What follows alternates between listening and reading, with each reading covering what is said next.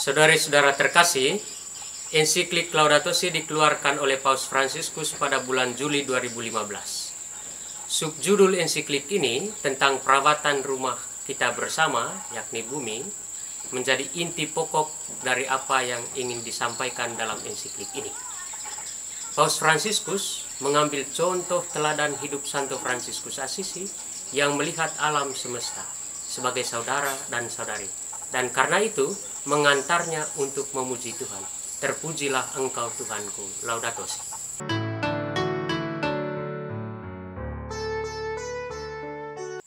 Paus Fransiskus menyebut Santo Fransiskus dari Assisi sebagai contoh unggul perlindungan terhadap orang miskin, kaum rentan, dengan ekologi integral. Artinya dari Fransiskus Assisi kita bisa belajar kepedulian pada orang-orang miskin di satu pihak, tetapi juga kepedulian pada alam semesta di lain pihak, yang semuanya berakar dari keyakinan bahwa segala sesuatu adalah ciptaan Allah.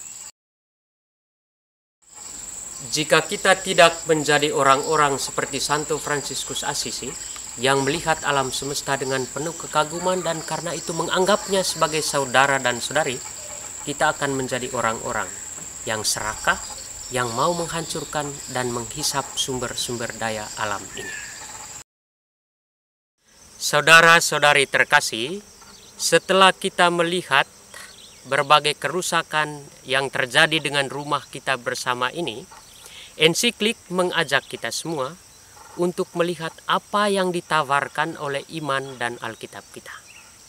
Dari sekian banyak kebijaksanaan-kebijaksanaan yang tidak dapat diabaikan begitu saja, dari setiap sumbangan yang diberikan oleh ilmu pengetahuan dan filsafat, iman kita pun memberikan sumbangan yang tidak kalah pentingnya, dan karena itu patut dihargai. Dari hikmat Alkitab kita bisa belajar bahwa kita diingatkan, kita dipanggil dan diciptakan oleh Allah seturut gambar dan rupanya untuk menjadi pengelola yang bertanggung jawab atas alam ciptaan ini.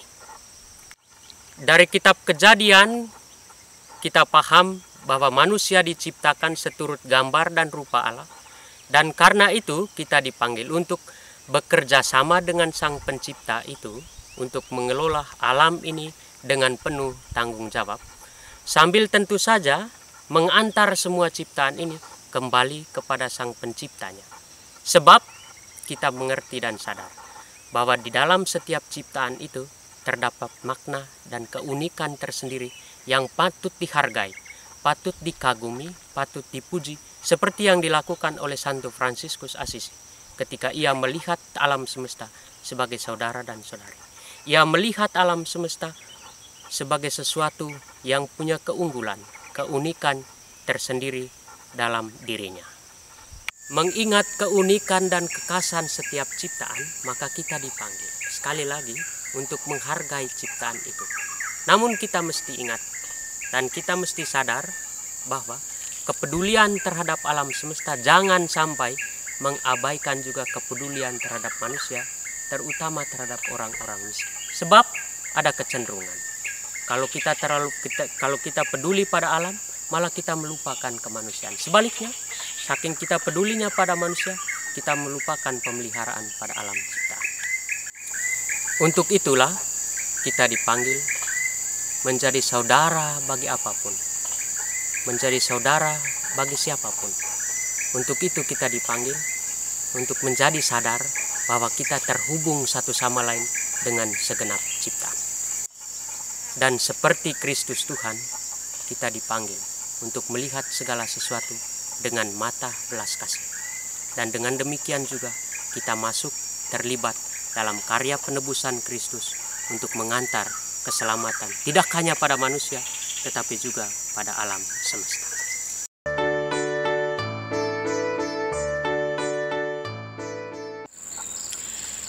Saudara-saudari terkasih, sebagai gereja Keuskupan Banjarmasin, sebagai persekutuan umat Allah di Keuskupan Banjarmasin, menanggapi berbagai kerusakan alam ini, kita dipanggil untuk di tempat kita masing-masing, di komunitas kita masing-masing, di paroki kita masing-masing, di wilayah kita masing-masing, untuk melihat kerusakan-kerusakan kerusakan alam yang terjadi di sekitar kita.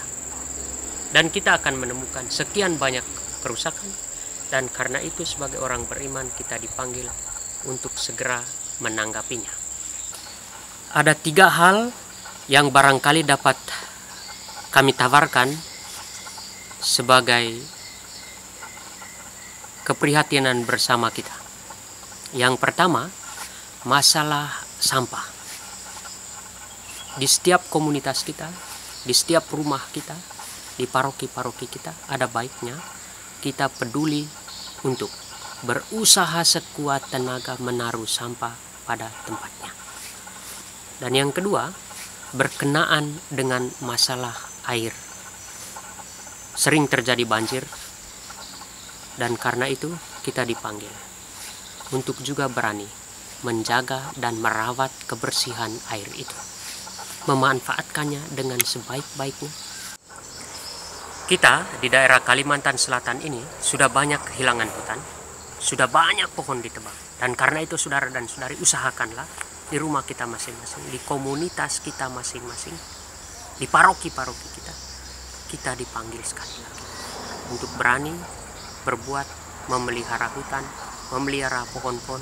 Kalaupun belum ada, mari kita mulai menanamnya lagi.